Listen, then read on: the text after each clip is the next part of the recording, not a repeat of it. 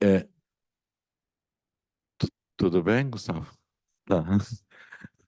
Então, bom dia a todos. Eu quero agradecer muito a presença de todos aqui, das pessoas que estão aqui presencialmente e que estão online. Meu nome é Edson Abdala, eu sou coordenador do Serviço de Controle de Infecção aqui, do Hospital 9 de Julho. Nós estamos iniciando a nossa campanha do ano de 2023, como sempre, em alinhamento às propostas do CDC. Então, eu quero começar primeiro agradecendo ao grupo de higiene de mãos, que é bastante atuante aqui, em nome do Leonardo e da Camila, que são as pessoas que também do Serviço de Controle de Infecção que coordenam este grupo. Essa campanha está um pouco diferente esse ano, ela tem atividades de treinamento contínuas, mas elas têm alguns momentos muito importantes, o Leonardo vai mostrar. Assim, Rafael, a Camila viaja bastante, então tá bem megalo a campanha este ano, mas eu penso que ela está muito importante, que assim, sempre reforçando que é a principal ação dentro do controle de infecção, e me parece que vem muito no alinhamento do que a gestão do hospital está desenhando, em termos de qualidade assistencial e de segurança do paciente. Quero, em segundo lugar, agradecer ao apoio institucional. Nossos gestores estão aqui, o Rafael, que é o nosso diretor-geral, está aqui, e ainda que dentro da gestão você tenha a necessidade de fazer vários ajustes nas operações, no dia a dia, a gente tem o imenso prazer de entender que esta é uma instituição que trabalha e investe no seu programa de segurança e qualidade assistencial. Então, a gente fica muito tranquilo trabalhando assim, sempre tem nos itens de avaliação dos programas de controle de infecção, um dos primeiros itens é o apoio institucional a essas ações, então a gente fica muito tranquilo de dizer que a gente tem este apoio formalizado, que significa, inclusive, apoio para os custos das ações, e isso nos dá muita a segurança pessoal de estar trabalhando dentro de processos de melhoria. Então, mais uma vez, Camila e todos os grupos, parabéns. Mais uma vez, Rafael e toda a gestão, obrigado pela tranquilidade que a gente tem de trabalhar. Antes da gente passar a palavra para o Leonardo e para a Camila, que são as pessoas que coordenam a campanha, eu vou pedir para a Maiana, em seguida o Rafael, só darem as boas-vindas. A Maiana é a gerente do nosso setor de alta confiabilidade. Eu acho que eu demorei um pouco para entender esse setor, eu acho que isso foi para todo mundo, mas assim, a simples existência dessa área demonstra o que eu acabei de falar do compromisso institucional com qualidade e segurança do paciente. Então, eu vou pedir para a Maiana dar as boas-vindas e, em seguida, o Rafael. Sejam bem-vindos. Bom, primeiramente, só queria agradecer o convite e dizer que eu estou muito feliz aqui com o engajamento da equipe do Serviço de Controle de Infecção Hospitalar, né? Não foi um dia para a gente falar da campanha como acontece, é um mês de programação. Então, parabéns aí pelo capricho, por toda a dedicação. E é isso que o Edson já falou. Também estou feliz com essa parceria, com essa união, né? Qualidade, segurança, CCIH. Agradeço aí o Rafael por ter idealizado todas essas mudanças e pedir para que vocês participem aí e vejam quanto carinho foi projetada essa campanha. Parabéns. Vou chamar o Rafa aqui.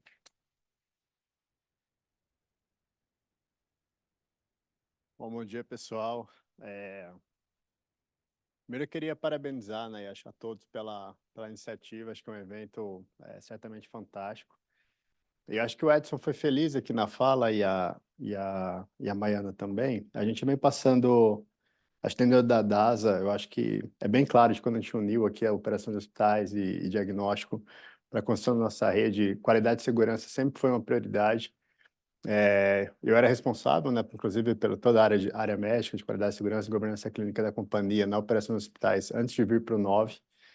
E é claro que esses drivers de governança, a gente traz eles da mesma forma, hoje, para dentro da estrutura do hospital. E eu acho que a gente fez hoje, e a gente vem vivendo no 9 um momento único, uma possibilidade gigante de colher os frutos de 70 anos dedicados à construção de excelência, à construção de qualidade, à construção de uma boa assistência médica e cuidados assistenciais. E dentro do nosso planejamento estratégico, certamente a gente abriu ele, um novo ciclo aqui para posicionar o 9 nos próximos anos como o principal hospital privado não filantrópico do país. Certamente a construção de alta confiabilidade, né, de compromisso hoje do 9 com o dano zero, ele é chave nessa construção. Então, eu sou muito feliz aqui de ter um time hoje que está pronto para esse desafio. Acho que a construção hoje da área de alta confiabilidade liderada pela Má não é uma coisa trivial. Na verdade, ela é um passo, acho que poucas instituições hoje no país conseguiram dar, que é uma estrutura dedicada à construção de boas práticas, de compliance, de governance, sobre o que a gente vem trazendo aqui para a nossa assistência do dia a dia. Então, a qualidade e segurança sempre foi uma estrutura que era ligada ao diretor-geral, mas uma provocação que a gente sempre fez, como, por exemplo, que a CCH também fosse, para que seja exatamente isenta, né? Não haja nenhum conflito de agência para a construção de boas práticas. E a gente sabe hoje como a área médica, a área assistencial e os líderes de BU são uma atuação bastante para o negócio, e também, né, com uma capacidade ambidestra, né, de continuar oferecendo bom cuidado, um excelente cuidado, qualidade de segurança e cuidando da gente como pessoas.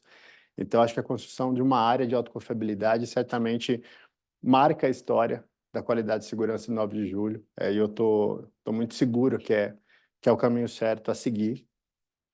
E acho que de pontos adicionais, e aí chegando para esse dia, semana passada a gente fechou a exposição de qualidade e segurança do 9, trabalhos fantásticos, só um monte de coisa bacana aqui de melhoria contínua, e isso é uma coisa chave também que a gente vem desenvolvendo dentro desta área de alta confiabilidade. E que comecemos mais uma celebração, né? Acho que dia 5 de maio é considerado o Dia Mundial de Higienização das Mãos, e não é à toa que a gente tem que ter um dia mundial para isso, né? A gente sabe hoje do impacto que hoje a não adesão a um dos 5 momentos, higienização das mãos, o cuidado do paciente, como um grande impacto nas infecções relacionadas à assistência à saúde, na resistência a antimicrobianos. Eu acho que quando a gente cria aqui um momento claro de transparência, ouvindo vocês para a construção das melhores práticas, e junto com o apoio institucional de dar visibilidade para isso e todo o apoio para essa construção, eu acho que a gente é capaz de criar, de fato, de novo, né, boas práticas, o melhor cuidado e posicionar o 9 onde de fato a gente quer e fortalecer ainda mais a cultura de segurança. Então, que seja uma boa semana de comemorações. Eu sei que na próxima quinta-feira a gente vai estar aqui avaliando os projetos do Hackathon. Parabéns pela iniciativa, Cá.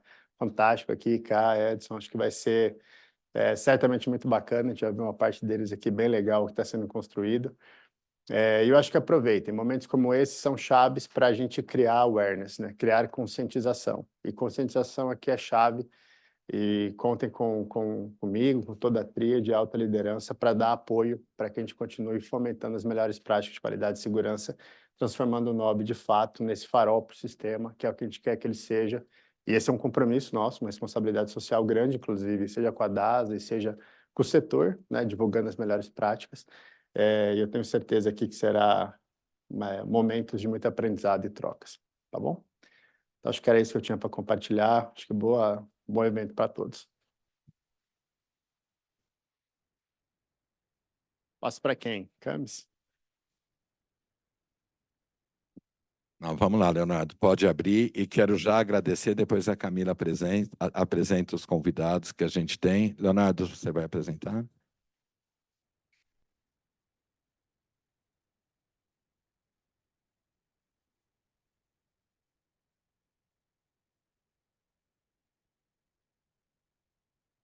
Pessoal, bom dia. Obrigado pela presença. Então, eu sou o Leonardo, sou enfermeiro do controle de infecção aqui na unidade.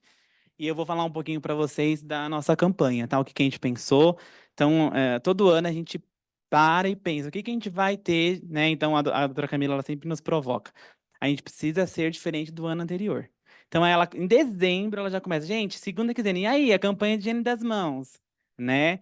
E aí a gente começa a discutir já internamente. Em janeiro a gente já tem que levar proposta para o time de higiene das mãos, é sobre isso.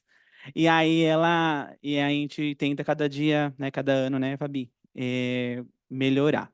Então, deixa eu ver como que aponta aqui, que mudou.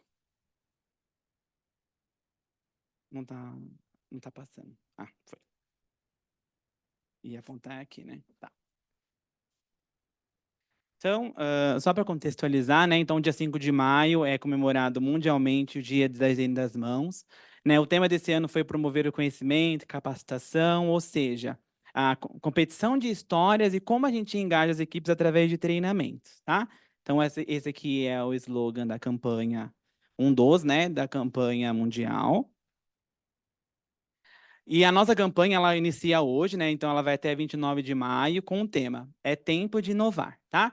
Então, o objetivo vai orientar e conscientizar os profissionais de saúde aqui do Hospital DASA 9 de julho, das unidades paulistas, CMI, Alphaville e da DASA Oncologia do 9 de julho, sobre a importância da higiene das mãos como principal medida, né? Como barreira aí das infecções.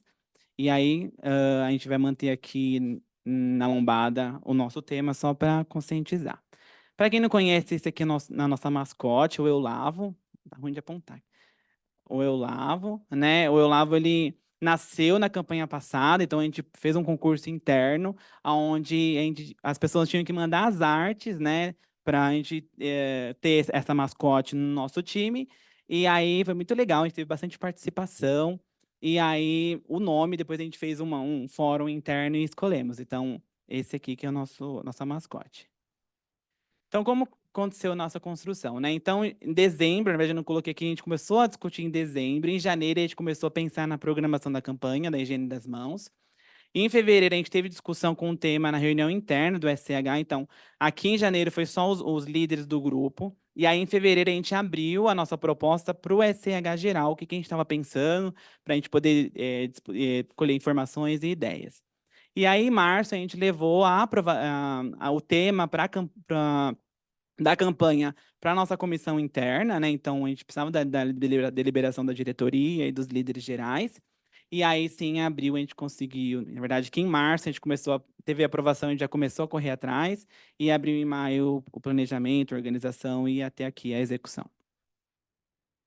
E aí a gente começou com um concurso, né? Então aqui a gente tem o Olavo, a gente precisa do quê? Esse ano promover. Então, todo mundo sabe que o ano passado a gente teve a divulgação do ganhador, que foi aqui o Olavo, e esse ano o nosso concurso é promovê-lo. Então, o pessoal tem que pegar a arte lá com a SCH, a gente manda em formato PNG, e a pessoa tem que criar ou um slogan, ou um vídeo, ou um cartaz, algo que ele promova, né, o Eu Lavo aqui para a instituição, né? Então, começou a inscrição no começo de abril e ela vai até 16 de maio, né? Através de um QR Code interno que a gente está passando para mostrar qual é o regulamento.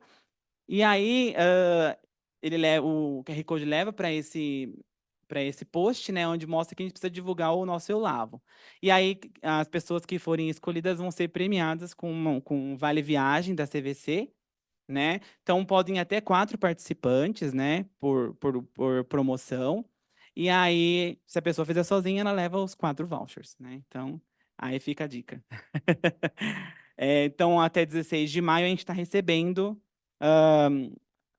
ainda os informativos.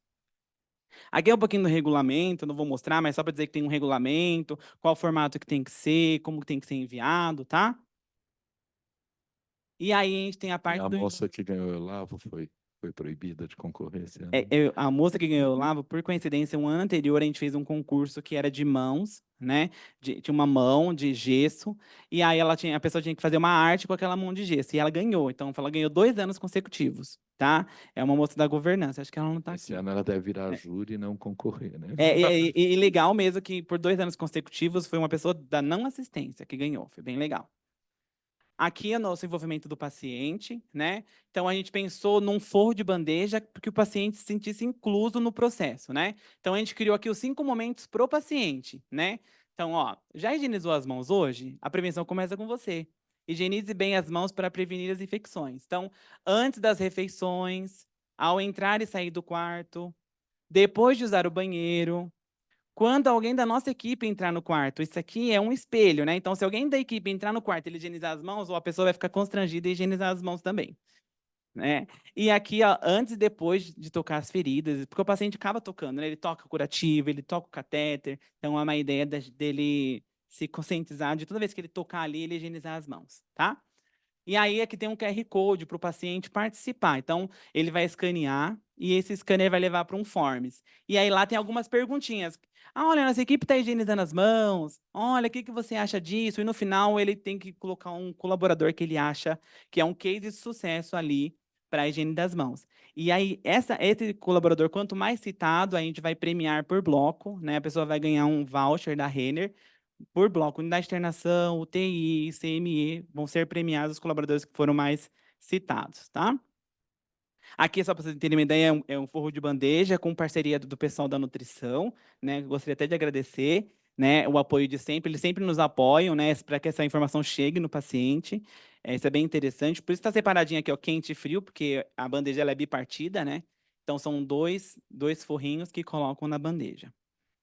E aí a gente também tem o envolvimento do paciente ambulatorial. Então, o paciente que está lá no centro de infusão, no pronto-socorro, no centro de diagnósticos, ele vai receber essa informação aqui através da equipe de enfermagem, né, esse folderzinho para ele participar. Olha, durante sua assistência, você pode participar. E aí ele vai escanear e vai levar para as mesmas perguntinhas lá da anterior e a gente consegue abranger o hospital no todo. Aqui é o nosso treinamento institucional, então é um game online, né? Aqui está o QR Code, inclusive, se alguém já quiser escanear para participar, mas a gente vai divulgar amplamente aí, nesses dias aqui do hospital. Então, o Eu Lavo sempre vai ser protagonista aí das nossas ações, dos nossos programas em geral. Então, é bem legal. Esse jogo foi desenvolvido através de uma parceria bem importante com a BD. Não sei se está online a Débora, mas eu gostaria de agradecer que ela foi bem empenhada. Eu acho que foi bem essencial, né? Eu e ela estávamos conversando ontem no feriado, nós estávamos conversando ainda sobre esse treinamento e gostaria de parabenizá-la pelo apoio e pela ajuda aí nessa construção. Aqui para vocês entenderem como que vai funcionar, né? Então, hoje está sendo a abertura oficial, então a gente divulgou para as equipes esse banner, que é um PDF interativo, onde a pessoa consegue clicar e direcionar para fazer as inscrições, né? Então, quem não recebeu pode me cobrar que eu encaminho. Então, dia 2 de maio está sendo aqui a abertura e também o início dos treinamentos. 8 de maio, online, a gente vai ter um pré-hackathon. Então, esse aqui é um evento aberto também, inclusive para o público externo. O pré-hackathon ele vai ter o higiene das mãos, que é preciso inovar, então a gente vai ter trazer uma introdução para quem for participar do hackathon, mas também é uma forma bem legal da gente dizer qual a importância da higiene das mãos nos dias atuais, né? Vai ser online e está liberado já a inscrição. No dia 9 de maio, nós temos um evento fechado, então somente pessoas que fizeram a inscrição conseguem participar. A ideia é que nós teremos vários pits. Vai ser presencial aqui no auditório, começa às 8h30 para fazer as inscrições e 9 horas começa, né? Então são 7 grupos, cada grupo com 7 pessoas, então 49 participantes. E a ideia é a gente, com essa temática, como melhorar a adesão da higiene das mãos no serviço de saúde. Né? E aí a gente vai ter avaliação às 17 horas com PIDs e superavaliadores. Nós temos 16 mentores das áreas de business, saúde, inovação, tecnologia. Vai ser super legal, tá? Tá imperdível. No dia 16 de maio é o término das inscrições dos trabalhos, né, do Eu Lavo. E aí, no dia 29, a gente vai ter um evento restrito ao público 9 de julho, que vai ter um encerramento, premiação e encerramento da campanha. Então, hoje aqui é a abertura, né? Então, a gente teve a menção do Dr. Edson, a abertura aqui. E aí, em seguida, a gente vai ter um painel junto com a doutora Camila e os convidados. É isso, tá, que eu tinha para falar.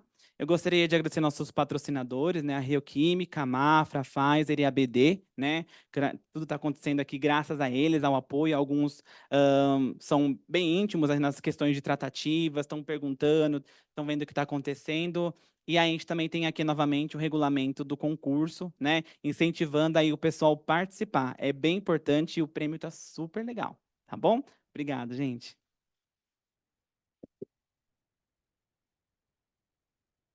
Doutora Camila?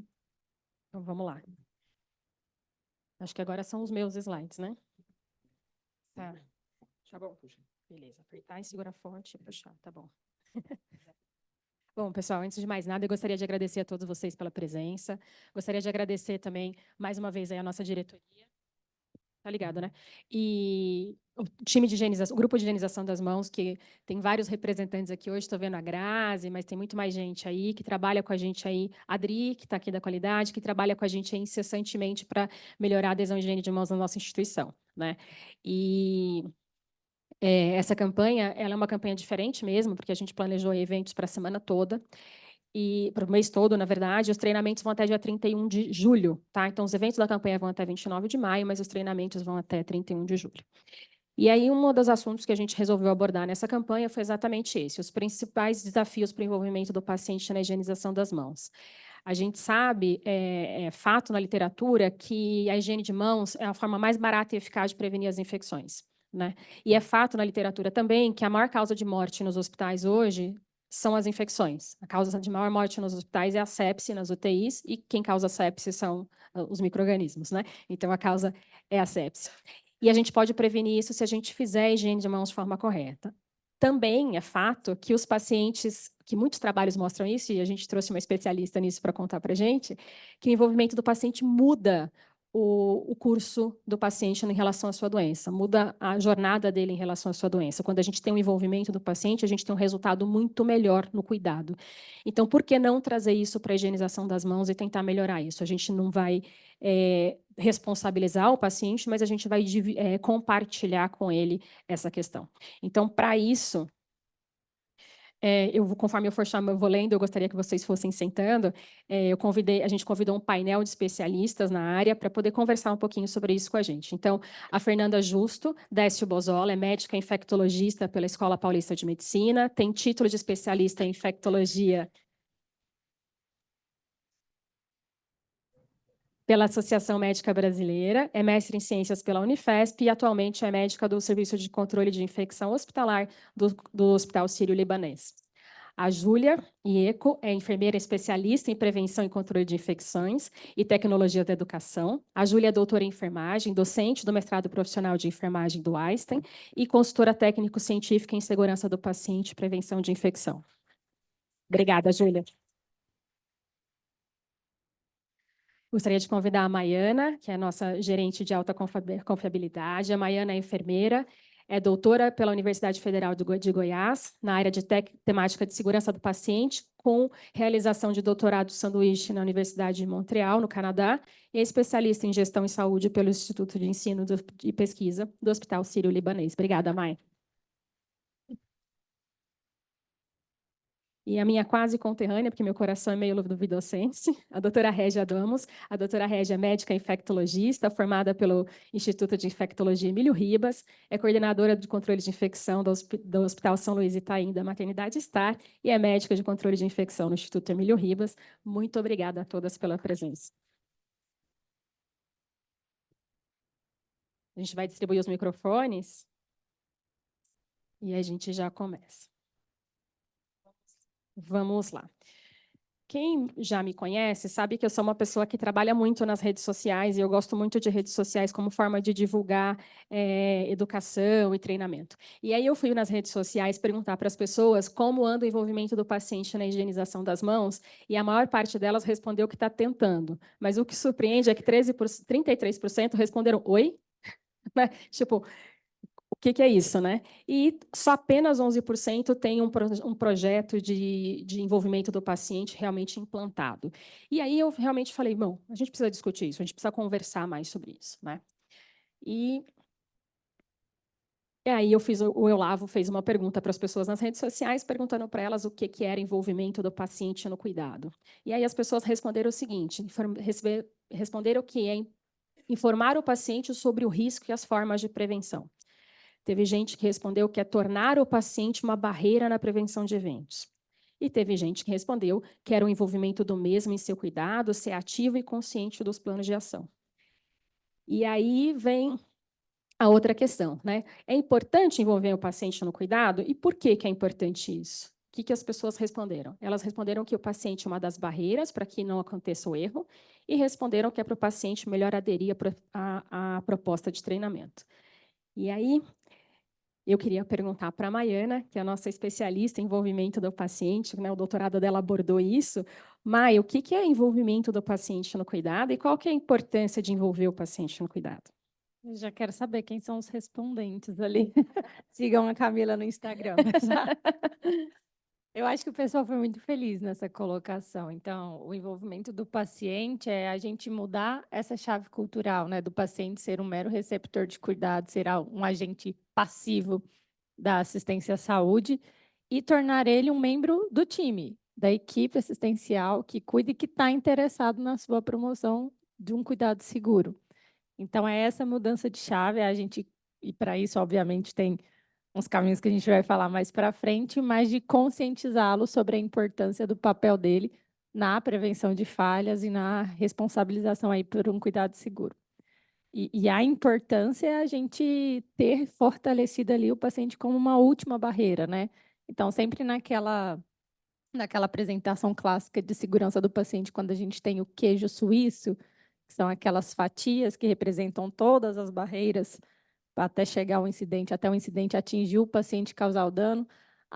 Por muito tempo, a última fatia foi vista como o técnico de enfermagem, né? Como a pessoa que era a última a chegar no paciente, até que entendeu que não, que essa última barreira é o paciente. Ele tem um poder muito forte ali de conseguir evitar que esses incidentes se tornem algum dano e ajudar aí na promoção. Então, acho que vai aí desde a importância da gente entender isso e usar essa última barreira. Eu acho que isso é muito importante. Tem muito trabalho que fala disso, né? Tem até um trabalho bastante icônico que fala de um paciente que sofreu um evento um evento grave, e aí depois esse paciente ele faz parte do time do hospital para desenvolver um projeto para poder evitar que aquele erro acontecesse com outras pessoas. É claro que a gente não quer chegar nisso, né? A gente tem que parar antes disso, mas você acaba vendo que essa participação acaba colaborando bastante. E já complementando a sua fala, tem eventos que a gente analisa que o paciente tentou evitar e não foi escutado. Que se tivessem escutado que o paciente ou o familiar tivesse falado, a gente conseguiria ter evitado um evento grave. Só que aí a gente tem um problema, né, Maia? Aqui no Brasil, a gente tem uma dificuldade de trabalhar o envolvimento do paciente. O guideline da OMS, quando você pega ele, de higiene de mãos, falando especificamente agora, ele traz uma parte de envolvimento de paciente que é muito rica, mas a gente tem dificuldade, muito se discute se isso não seria uma terceirização do cuidado. Eu queria abrir para todas vocês. Qual que é a opinião de vocês em relação a isso? E Fê, vai lá. Foi? Acho que foi. Foi. Obrigada, Camila, e toda a equipe pelo convite.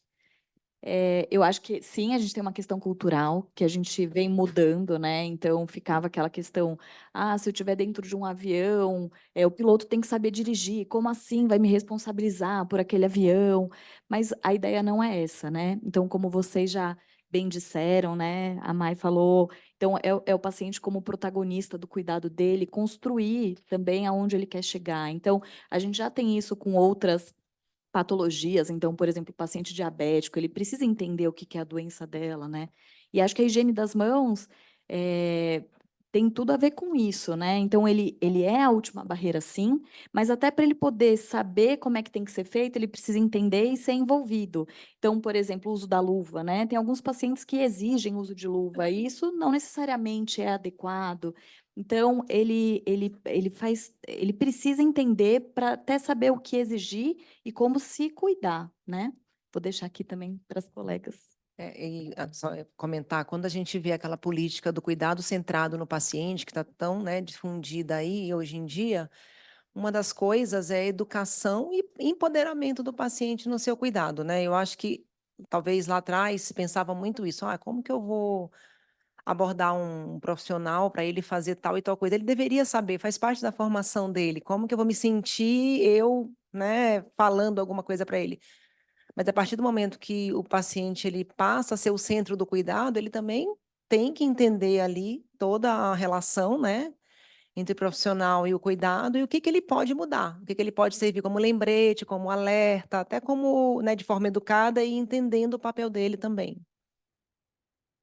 Eu gostaria de complementar nessa linha, né, que o paciente seria a última barreira, mas ele precisa ter conhecimento, né, como a Fernanda falou, e além disso, né? O profissional de saúde tem que estar preparado para isso, né? Para esse engajamento do paciente. Então, ele também precisa ter esse conhecimento, né? Então, assim, até aproveitando, né, o tema central, né, o Leonardo passou, né, o tema central da campanha de higiene das mãos da OMS, que fala, né, né, por que é tão importante, né, compartilhar conhecimento, né? Então, a gente tem que ter, né, essas equipes preparadas para o envolvimento do paciente, até para educar o paciente, né, para esse empoderamento, esse engajamento, né, e com conhecimento correto, né.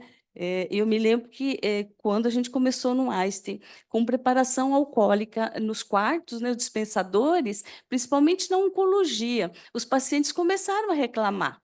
Olha, os profissionais não estão mais lavando as mãos, só estão usando o álcool, né? Então, também essa mudança, né, de paradigma, né, de conhecimento, né? Então, por que foi mudada a estrutura toda, né? E os profissionais, eles ainda não estavam preparados para dar essa resposta para o paciente, né? Então, a gente tinha que ir lá, conversar com o paciente, né, e mandar um material, né, para esclarecer, né? Então, a gente precisa das equipes, né, com esse conhecimento, né? E, sobretudo, que eu já vi agora, né, que é o suporte, né, da instituição, né, da liderança, né? Então, o apoio, né, da instituição, né, por meio da liderança é fundamental, né?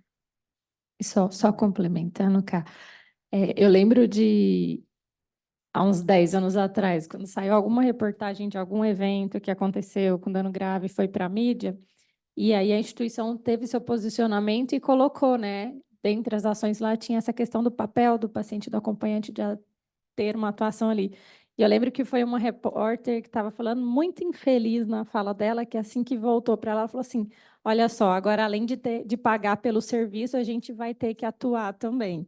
Então, é uma questão, desculpa o termo, de ignorância, de entender o sentido da coisa, porque no final do dia, quem que é o principal interessado? É o paciente, é ele, a saúde dele, a vida dele. Então, é uma questão cultural que, graças a Deus, a gente tem evoluído de uma forma bem rápida, mas acho que o nosso papel é fazê-lo entender isso. A gente não está pedindo para ele trabalhar, a gente está pedindo para ele atuar na promoção do resultado que ele quer. Então, a partir do momento que ele entende isso, quando a gente está falando de risco de queda, quando a gente quer usar o acompanhante para ajudar a prevenir a queda do paciente, não para ele fazer o serviço para a gente. E, né, ninguém aqui vai ser onipresente. A gente está falando de seres humanos fazendo uma saúde, então não vai ser uma situação perfeita e ele pode contribuir pensando no benefício que ele mesmo quer. Eu acho que vocês trazem muito na fala de vocês coisas muito importantes como conhecimento, empoderamento, né? Eu acho que essas coisas elas permeiam aí a questão do envolvimento do paciente no cuidado, né? Eu acho que para poder envolver o paciente a gente precisa empoderá-lo, né? E a gente sabe que esse é um dos pilares do envolvimento, né? O empoderamento do paciente. E o empoderamento ele se faz muito através do conhecimento, né? E a Régia, eu sei que trabalha, né, tem duas realidades, né, um hospital público, um hospital privado, e vocês também têm vivências em hospitais públicos e hospitais privados. E muitas vezes no hospital público a gente ouve a conversa de que, tipo, o paciente fica meio temeroso porque ele está ali, entre aspas, de forma gratuita, como que eu vou reclamar do cuidado que eu estou recebendo. Então, a gente ouve muito essas coisas. E eu queria entender de vocês um pouquinho como é que a gente pode empoderar o paciente nessas duas realidades. Assim. Até em outras realidades, por exemplo, serviço fora do ambiente hospitalar, enfim, como é que a gente pode trabalhar o empoderamento do paciente? Pode ir, Fê. Bom, então, atualmente a minha realidade é um hospital particular, privado, né? Eu acho que, primeiro, esse desconforto ele acontece em qualquer realidade. Então, não sei se todos aqui já foram pacientes, eu já fui acompanhante, e a gente tem vergonha, sim, de dizer, olha, você precisa higienizar as mãos antes de mexer no meu catéter, mesmo sendo controladora de infecção. Eu até Antes, quando eu tinha um pouco mais de desconforto, vergonha, eu me apresentava como infectologista, porque era uma barreira. Igual vocês ensinaram o espelho, né, da higienização das mãos, eu falava, eu sou muito chata, eu sou infectologista, para a pessoa ficar atenta, porque eu mesma tinha vergonha, porque a pessoa está cuidando de mim. Então, eu acho que isso é complexo em qualquer realidade. O que a gente faz bastante, então, a gente tinha um conselho consultivo de pacientes, e a gente trouxe para eles, a gente já tinha o envolvimento do paciente, várias coisas que a gente achava interessante, né, compartilhar com eles, mas a gente trouxe esses pacientes para discutir com a gente o que eles achavam interessantes. Como é que eles acham que esse conhecimento tinha que chegar para eles? E daí já começou que o nosso folder já levantou a mão uma paciente e falou: isso aí está muito escrito. A gente só quer saber o que a gente tem que fazer. Não precisa falar Legal. que a taxa de infecção é baixa, porque a gente fica cheio de dedos para explicar, né? Então, vai direto ao ponto. A gente levou a caixa preta para eles entenderem que tem uma técnica adequada de higiene das mãos. Então, lá no nosso hospital, a gente tem um conector valvulado, então não precisa usar luva para fazer a medicação.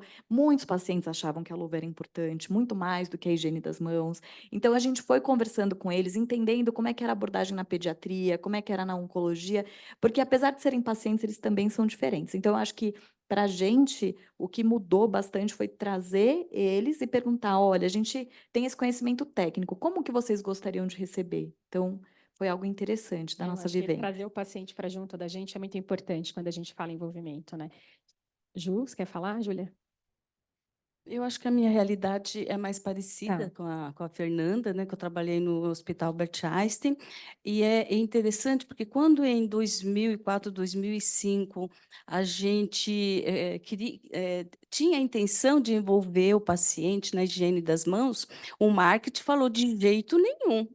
De jeito nenhum, É vocês muito não na vão linha do que a Maiana estava falando, né? então, assim, né, esse não é o papel do paciente. O profissional ele tem que fazer o que tem que fazer, obrigação do paciente, do profissional, né? Então, o primeiro folder que a gente fez foi mais em termos informativos, né? Mas a gente não dizia, olha, se você não, né, você pode cobrar do profissional a higiene das mãos, porque isso assim foi assim praticamente proibido. E com o tempo a gente foi mudando, né? Essa história, porque, de fato, o paciente ele tem esse direito, né? Ele tem direito Sim, ao perfeito. conhecimento, né? E ele tem direito à informação, né? E como a Mariana falou, é para o próprio interesse dele, né? Mas ele se sente muito desconfortável, né? Ele se Sim, sente muito sim, desconfortável. sim. Então, o que a OMS, né, no material deles, né, que eles falam lá, né, que são as dicas, né, para envolver o paciente, estou falando especificamente na higiene das mãos, né, porque tem as outras questões Sim, sim, também, sim, né, sim. tem, né, principalmente o paciente crônico, né, tomar medicamento. Acho que alguém desmutou lá. Estou falando. O Será que Gustavo vai alguém quer mutar falar? já. Não, o Gustavo já vai mutar. A pessoa deve ter soltado o microfone sem querer. Então, se o paciente, olha, tem as duas coisas, né? O profissional, quando ele é cobrado, né, quanto à sua higiene das mãos, ele também se sente desconfortável, Sim. né? É a morte para ele, né? Imagina, né? Paciente cobrar. E deveria ser, né? Mas isso também pode causar uma situação assim, né? De relacionamento de conflituoso, né? Não vai ser uma relação, né? Em termos de assistência, né? Vamos dizer, um cuidado empático, vamos dizer, né? Em termos, né, de cuidado mesmo. E por outro lado, o paciente também ele se sente desconfortável. Então, qual que é a dica? Né?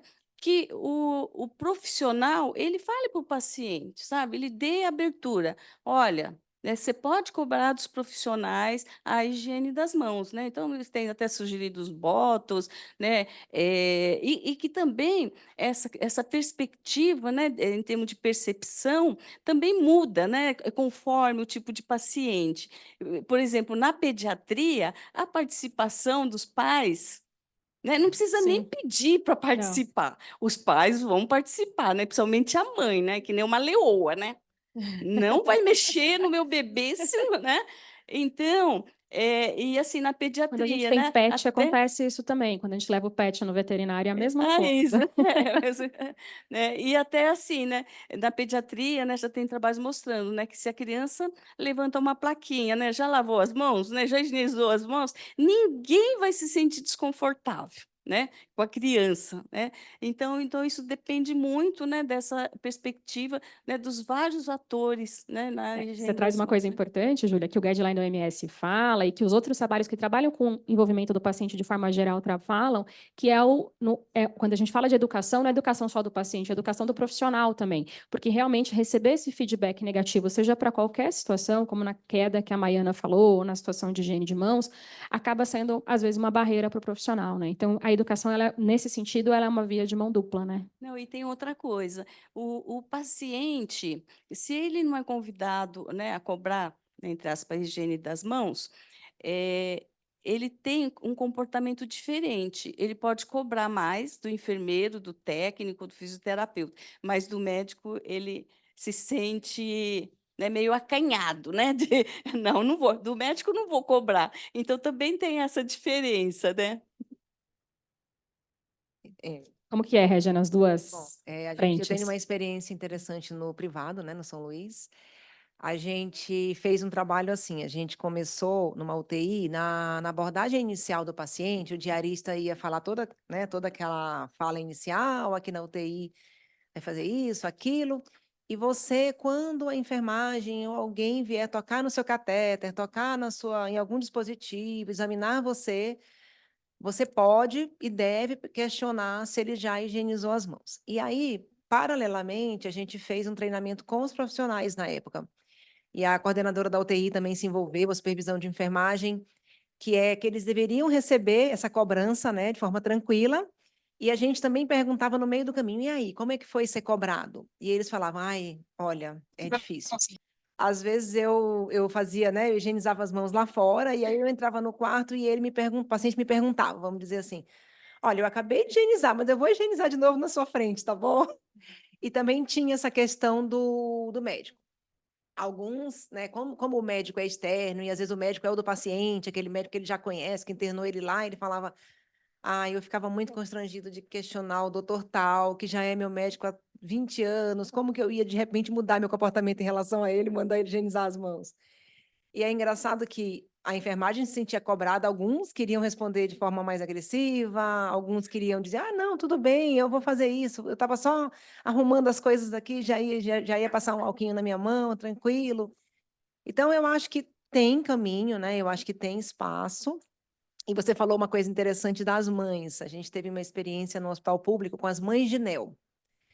Teve uma época que a gente estava com uma taxa alta de infecção, né? E aí as mães começaram a falar, é surto de infecção, né? Aquele grupo de mães que se formam, mães internadas há muito tempo.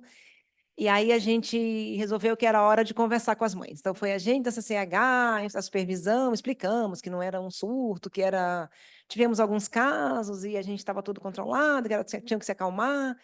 E aí elas começaram, porque a enfermagem não faz aquilo, não sei o quê, mexe no lixo, mexe não sei aonde. E a gente falou, então tá bom. Então agora vocês vão ficar de vigilância. Porque aí tinha também assim, a enfermagem dizia, e as mães levam celular e deixam em cima da incubadora, aquela coisa de um jogando para outra. E a gente falava, olha, mas a mãe não pega no catéter, né? A mãe pode até usar o celular para tirar uma fotinho do seu bebê, mas ela não faz um curativo, ela não coloca medicação.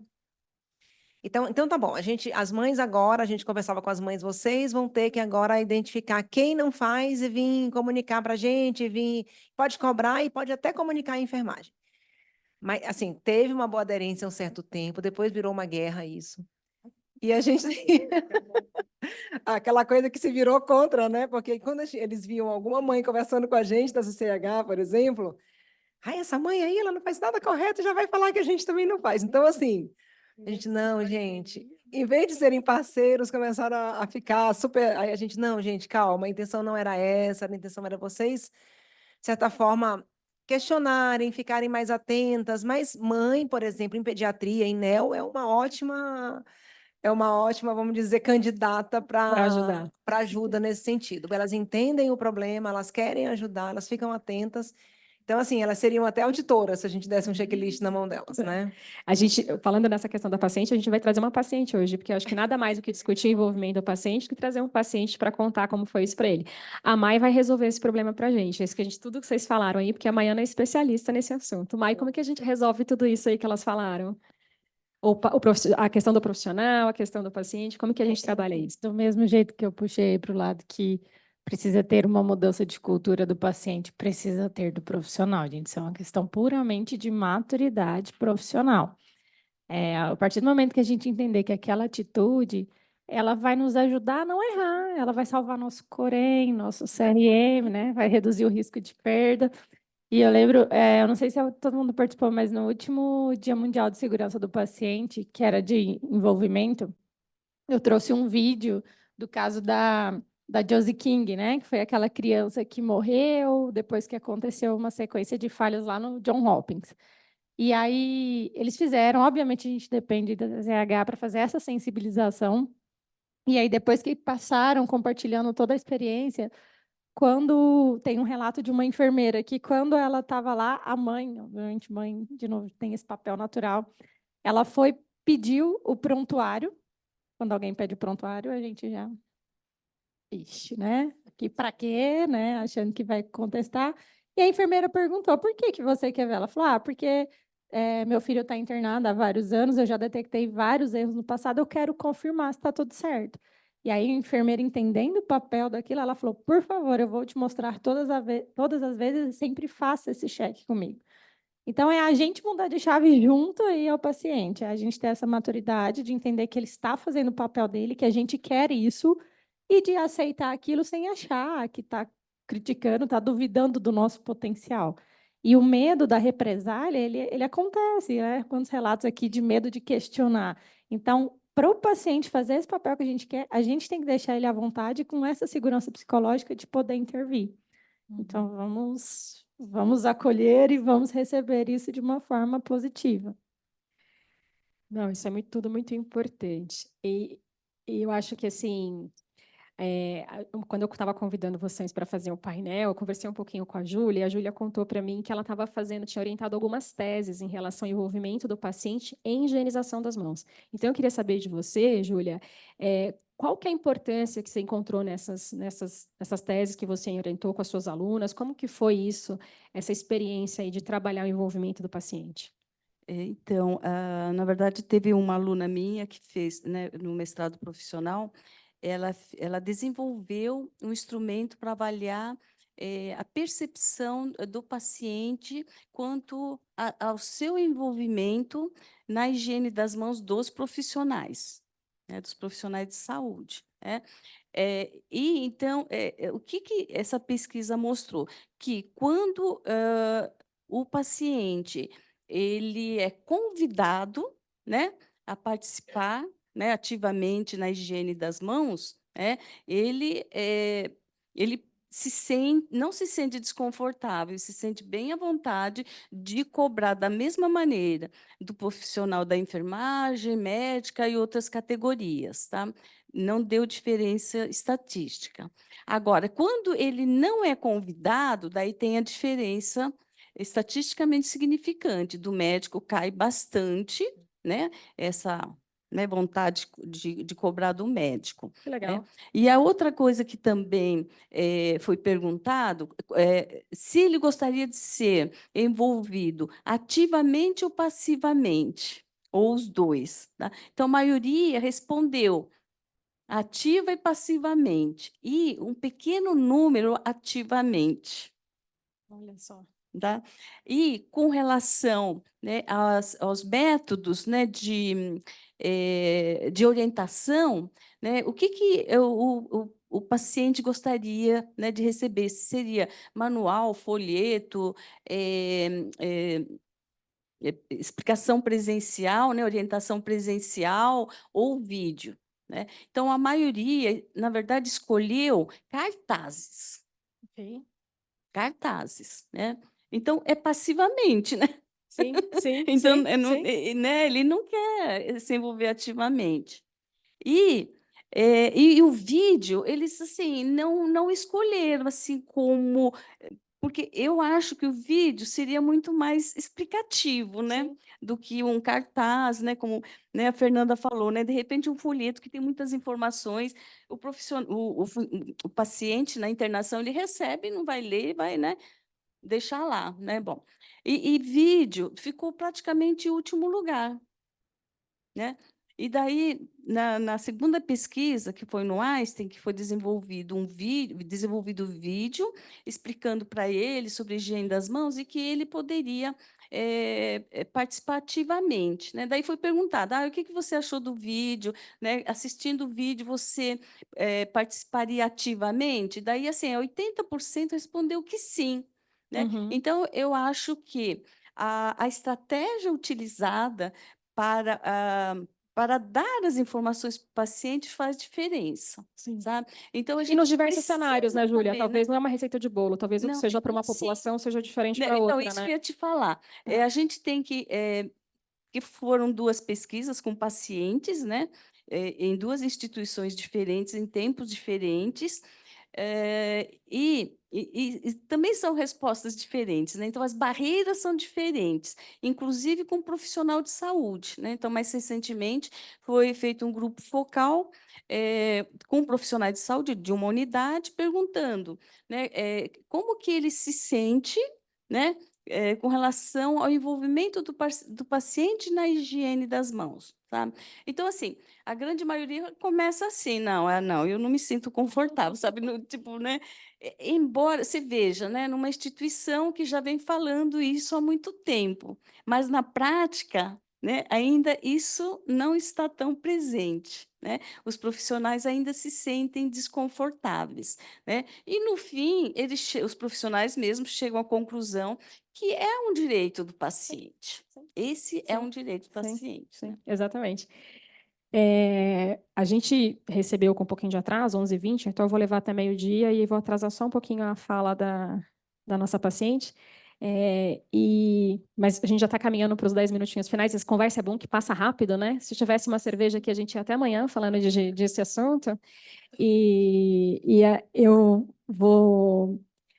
só agora uma pergunta assim mais objetiva, assim, na visão de vocês, dentro das instituições que vocês trabalham, na experiência de vocês, né, nas diversos cenários aí, o que envolveu o paciente trouxe de ganho, que vocês entenderam como sendo algo positivo, algo que foi difícil de acontecer, ou que eu sei que vocês já contaram algumas coisas, ou algo que foi um empecilho, ou foi talvez uma pedra no sapato de vocês. E o que isso mudou para vocês pessoalmente como profissionais, né? O que isso move como vocês como profissionais? Vou começar de lá para cá, Régia, porque a Fernanda já começou 2 vezes. Eu acho que o empecilho, primeiro, acho que é o profissional, né? Conseguir administrar que ele entende como cobrança, né? E a gente conseguir informar esse paciente. Como a minha fala era até do hospital público, por exemplo, no hospital público eu entendo que o paciente mais agudo, ele pode ser um empecilho, porque ele está ali já com várias dificuldades até chegar naquele cuidado. Agora, talvez o paciente mais crônico, ele tenha um olhar diferente para aquilo. Então, eu acho que é trabalhar mesmo o empoderamento, orientação do que é a doença dele, como que ele pode evitar alguns danos. E o que isso mudou para mim, eu acho que quando a gente vira paciente ou acompanhante um dia, a gente, como a Fernanda falou, né, a gente fica... Eu também acompanhei minha mãe em várias internações, acompanhei, né, outras pessoas, a gente fica um pouco, puxa vida, como é que eu vou cobrar essa pessoa? Mas se eu não cobrar, ela vai fazer errado e vai ter impacto. Então, eu acho que o desafio é quebrar essa barreira do paciente, sabe? Dele se sentir empoderado e não ter o medo da retaliação. Você é a família chata, você é o paciente chato, você é o que não quer, ninguém quer ir lá, porque reclama de tudo, né? Então, eu acho que é desafio educação mesmo, educar o paciente, como educar, e quebrar a barreira ali para o profissional não, né? Quebrar a barreira de ambos, né? Do paciente e do profissional. A Mai teve uma experiência até fora, né, Mai? Assim, Eu ia comentar agora. Isso me trouxe um avanço, uma evolução muito grande na parte profissional. Então, como estava ali, eu faço questão de deixar isso no currículo justamente para fazer esse contexto. Eu fiz esse doutorado de sanduíche no Canadá e foi nessa temática. Então, eu vi coisas que eu não acreditava que acontecia. Obviamente, o Canadá está anos-luz aí na nossa frente, mas eu tive contato, trocas assim, com pacientes, familiares engajados no cuidado. Eles têm crachá na instituição. Eles são eles dão aula na universidade. Então, um nível assim muito acima, e foi muito bacana ver isso para me tirar essa resistência assim, isso não vai acontecer. Vai, e não é difícil. É só a gente aproveitar esse momento e trazê-los. Obviamente, mudança de cultura para os dois lados. Então, me evoluiu muito na questão do cuidado centrado no paciente, de fato, de sair daquele modelo tradicional, daquele médico centrado, para ver que acontece, de fato, um cuidado centrado no paciente. E se tem algo de bom que a pandemia trouxe, foi essa conscientização da higiene das mãos, né? Todo mundo sabe agora, gente, não é só em... Não dá para falar que não sabe depois de não 2 dá, anos todo pandêmicos, né? mundo aprendeu que tem que higienizar as mãos. Então, acho que nessa temática é um passo ainda mais fácil para a gente dar, para trazer esse link deles para o cuidado. Eu esqueci outra pergunta. O mais difícil... Isso moveu, o que mais difícil que moveu, o que moveu você me acabou falando. moveu O que foi isso. mais difícil, o que E você acho- enxerga que é mais difícil, assim, das vezes que você trabalhou com isso? O difícil, eu acho que é a questão da resistência de alguns profissionais, só que esses profissionais que resistem, que a gente comentou, é o mesmo médico que acha que a enfermagem não tem que questionar, que acha que o farmacêutico clínico não tem que validar. Então, assim, eles vão ser levados pela onda em algum momento. Então, é só trabalhar a nossa resiliência, a nossa paciência e não desistir por conta dessas situações que eu acho que são mais pontuais. Perfeito. Ju? Acho assim, essa pergunta é difícil porque para a gente saber o resultado... Mas é uma pergunta difícil para experts. Não, assim, Super não, assim, capacitados. porque o envolvimento do paciente, né? Qual que seria o impacto, principalmente na prevenção das infecções, né? Porque eu acho que esse é o nosso objetivo, né? Diminuir a incidência das infecções relacionadas à assistência à saúde e a incidência também de agentes multiresistentes, né? Então, a gente teria que olhar para isso, né? Acho que eu não conheço no Brasil alguém que tenha feito esse tipo de trabalho. Eu acho que, assim, né, a gente fala muito de pacote de medidas, eu acho que daí é por aí mesmo, né? Eu acho que dentro da estratégia multimodal da Organização Mundial da Saúde, o quinto componente é o envolvimento do paciente. Então, a gente tem que olhar para o pacote como um todo, né? E melhorar, né? Então, o processo que é a adesão à higiene das mãos, né? Então, eu acho que é isso. E uma outra coisa que por isso que eu estou com cola aqui, porque eu tinha que ler e anotar, que a OMS recomenda, que é necessário ter, toda instituição tem que ter um programa de higiene das mãos, né, como parte do programa de prevenção e controle de infecção. Né? E como parte do programa de higiene das mãos, deve-se desenvolver um programa de participação do paciente. Né? Então, o que eles recomendam? Ok, tem que desenvolver um programa, né? Mas não vai desenvolver para o hospital todo. Faz um piloto, né, em 2 unidades, né? Naquela unidade que os gestores, né, os profissionais, eles são mais proativos, aderentes e tal, e dando certo, muda. Não muda, não, estende, né, para as outras unidades, né? Então, eu acho que a gente tem que começar a trabalhar com projetos de melhoria, né? Que vocês, né, eu já vi que vocês, né, estão, né, né, nessa linha, né? Então, acho que é por aí mesmo. É isso. Diga, Fê. Eu acho que é realmente um trabalho que vê desfecho, redução de infecção, MDR, não tem. Mas Fica a uma gente dica, né, tem- Fê? Fica uma aí, dica ó. aí para quem quiser. Que vai ser um trabalho bem Agora, interessante. a gente consegue ver melhora de adesão à higienização das mãos, né? Então, de forma objetiva.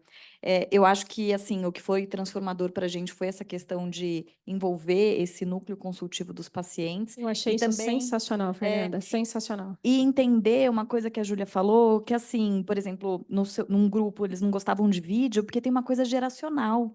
Então, tem jovens que querem QR Code, que querem só clicar. Mas tem pessoas mais velhas que querem no papel e quer letra grande. Então, a gente precisa atingir todo mundo. mundo, a pediatria, o centro de oncologia, os pacientes agudos que vão fazer uma cirurgia. Então, ainda tem esse desafio que, às vezes, você faz um piloto, mas quando você vai expandir, você fala, nessa unidade não vai ser assim, vai ser de outra forma. E quando você, Até o além que a de Régia trazer o trouxe, paciente... né, da dificuldade de ser agudos e crônicos. Você tem que ter esse Isso, olhar, crianças e exatamente. pacientes oncológicos, né? E daí você traz o paciente e traz a equipe junto, né? Quando a equipe está ciente também que o paciente sabe, melhora a conscientização. Porque ninguém gosta de ser chamado a atenção, essa é a verdade. A gente tem também uma questão cultural. A hora que o paciente sabe, melhora também a nossa percepção. E muitas vezes o paciente não precisa falar nada. Achei curioso essa questão que a gente sabe que higiene das mãos tem que ser no ambiente do paciente. Então, fazer fora já está errado, né? E daí, quem trouxe isso na sua UTI foi o paciente. Não, eu fiz lá fora. Não, você tem que fazer dentro. A gente fala o tempo todo, né? Então, é muito legal esse envolvimento. Mas é um grande desafio cultural, assim, romper esse desconforto, mas que a gente fazendo isso recorrentemente, É o que a a gente Mai vai... falou, né? A gente vai Isso, ali com resiliência, dia após dia, a coisa vai crescendo, né? isso, é isso. É. A gente teria espaço para duas questões do público. Eu não vou abrir, pessoal. Sinto muito, porque a gente tem uma convidada super especial para falar também. Não quero tomar muito tempo dela. A medula dela pegou, então a gente precisa liberá-la o quanto antes, tá bom? Então, eu queria só que cada painelista deixasse uma mensagem final para a gente aí nesse painel. Eu queria agradecer vocês muito pela presença no dia de hoje. Eu sei que essa semana é muito complicada para a maior parte de nós, então eu queria agradecer muito vocês aí pela presença e queria que vocês deixassem uma mensagem final. Eu acho que para a gente melhorar a adesão à higienização das mãos, apesar da gente ter a estratégia multimodal, né, que tem lá tudo que a gente tem que fazer, se todo mundo não participar, né, se a gente não conseguir escutar o outro, a gente não vai evoluir.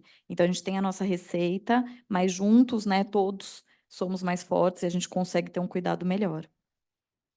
Eu acho que o nosso grande desafio que nós estamos discutindo aqui é conscientizar o profissional de saúde, né, e também sensibilizá-lo que envolver o paciente, né, vai trazer ganho para o profissional também, né? Eu acho que vai melhorar a assistência, né? A assistência vai ser mais segura, né, de qualidade, né? Os pacientes estarão mais satisfeitos. E o profissional também vai trabalhar num ambiente, né, que ele vai estar, né, que a gente fala, né, na língua inglesa fala joy, né, trabalhar com satisfação mesmo, né. Então, eu acho que não tem coisa melhor, né, do que você trabalhar num lugar e que todos estão satisfeitos, né, pacientes, profissionais, né, e a instituição. Então, é isso.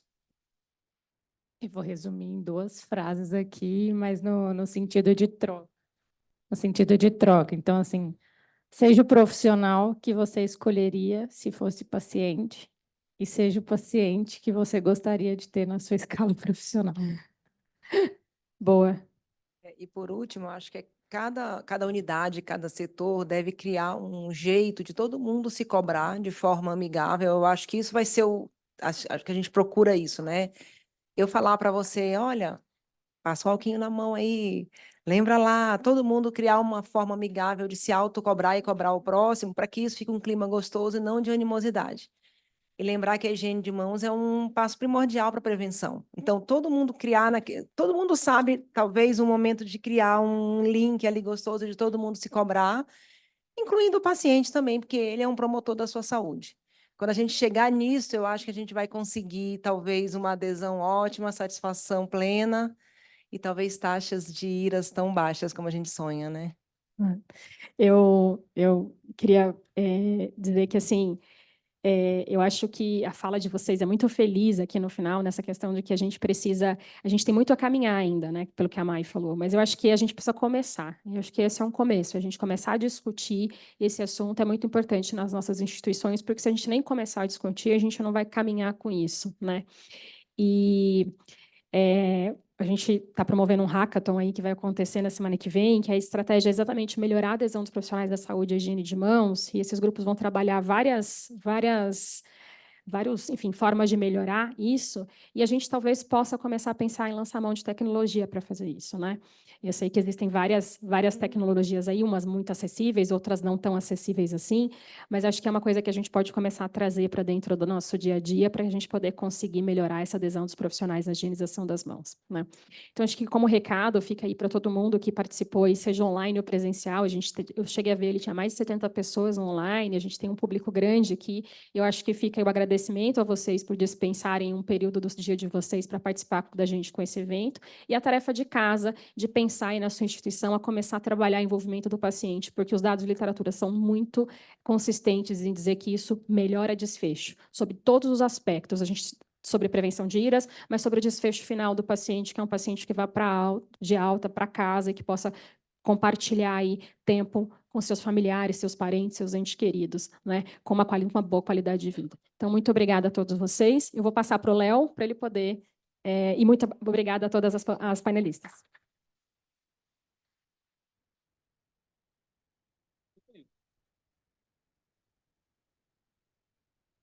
Agora eu vou chamar a nossa paciente Lorena, né?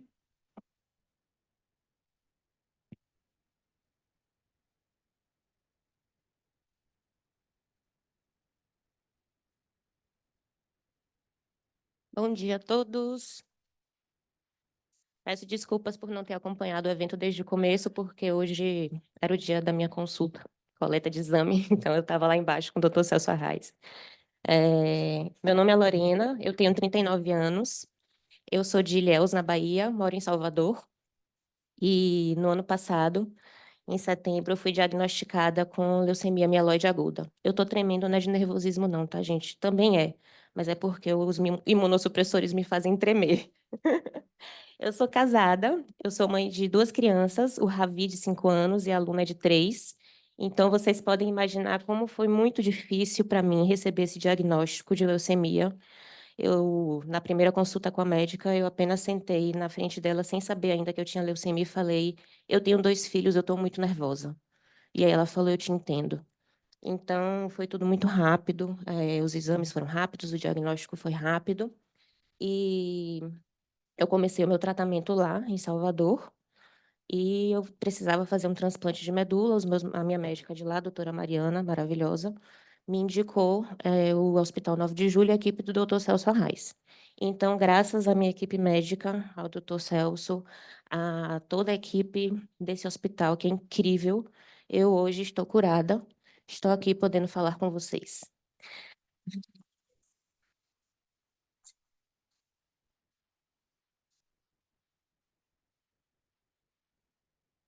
O meu transplante aconteceu no dia 2 de março, hoje é o meu D mais 61. Aqui foi uma época que eu estava bem prostrada no hospital, depois das quimioterapias e depois do meu transplante, e esse foi o dia que o Dr. Celso Arraes entrou no meu quarto e falou: parabéns, a sua medula pegou. Então, esse dia foi o dia mais feliz aqui dentro do hospital.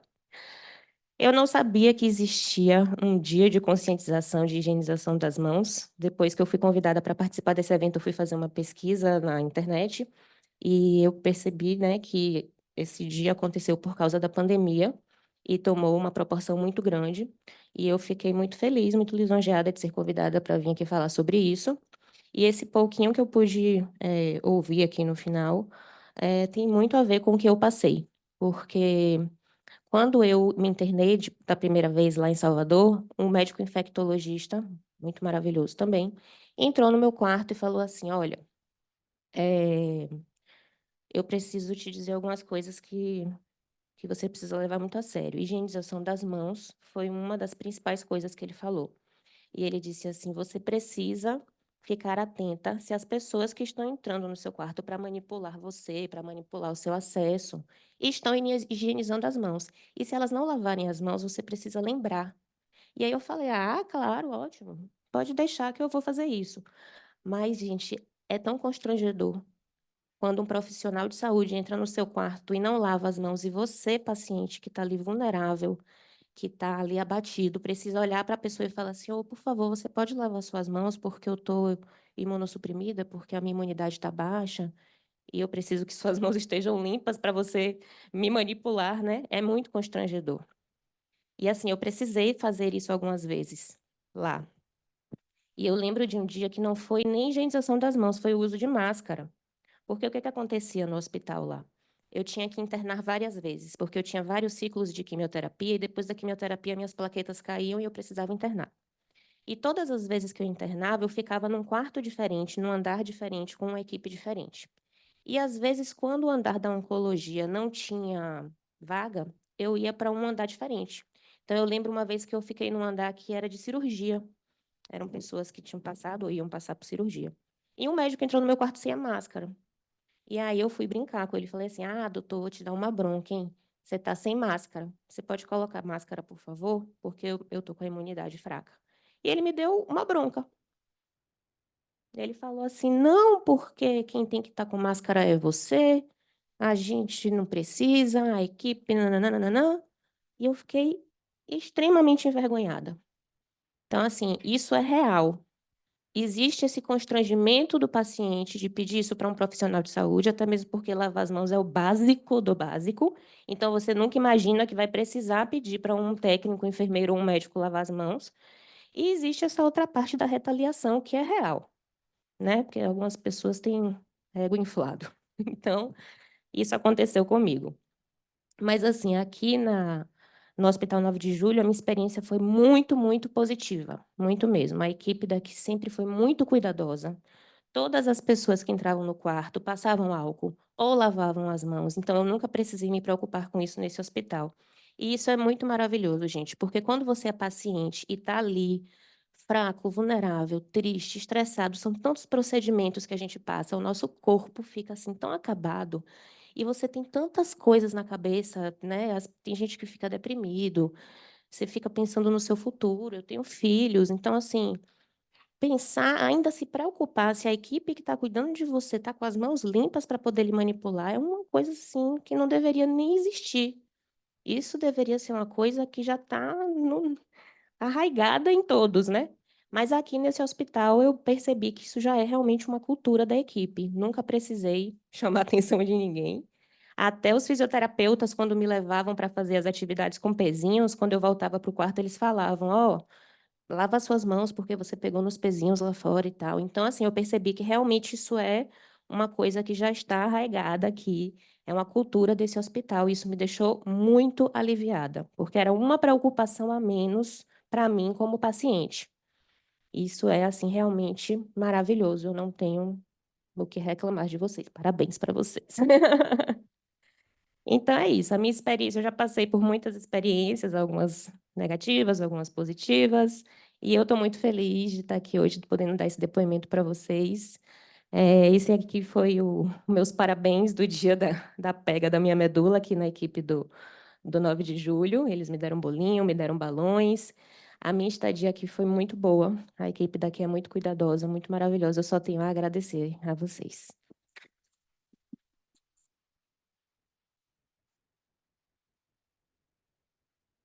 Esse daqui é o meu Instagram. Eu fiz um Instagram chamado Diário de uma Cura.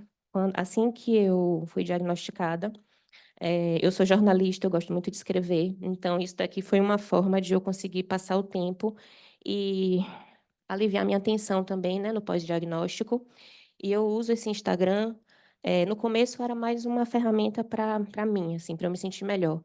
Mas hoje se tornou uma ferramenta de comunicação muito mais importante do que eu imaginei. Eu tenho poucos seguidores, mas os seguidores que eu tenho, eles participam muito ativamente do meu Instagram. E eu recebo mensagens de pessoas de vários lugares, assim, do Brasil, falando: "Ah, olha, eu vou precisar fazer um transplante de medula e estou com muito medo. Como é? Ah, eu tenho que fazer quimioterapia, me ajuda?" Então, assim, acabou se transformando numa ferramenta de apoio também para pessoas, né, que estão passando pela mesma situação que eu, ou familiares de pessoas que estão passando pela mesma situação que eu. Então, sigam, curtam, compartilhem, me ajudem para poder ajudar mais pessoas. E não se esqueçam de lavar as mãos.